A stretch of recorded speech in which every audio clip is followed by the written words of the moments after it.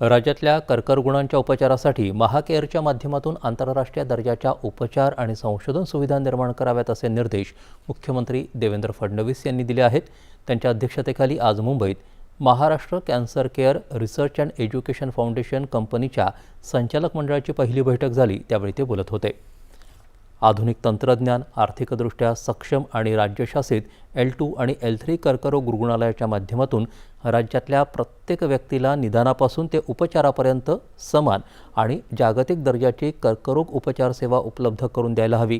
याकरता महाकेअर कंपनीची भूमिका महत्त्वाची ठरणार आहे, असं ते म्हणाले। कुशल आणि उच्च दर्जाची क्षमता असलेल्या मनुष्यबळाची यासाठी निवड करावी, असे निर्देशही त्यांनी दिले। महाकेअर कंपनीच्या कॉर्पस निधीसाठी महात्मा फुले जन आरोग्य योजनेतून 100 कोटी रुपये द्यायला यावेळी तत्वतः मान्यता देण्यात आली। संबंधित मंत्री आणि ज्येष्ठ सनदी अधिकारी यावेळी उपस्थित होते। प्रधानमंत्री नरेंद्र मोदी यांच्या वन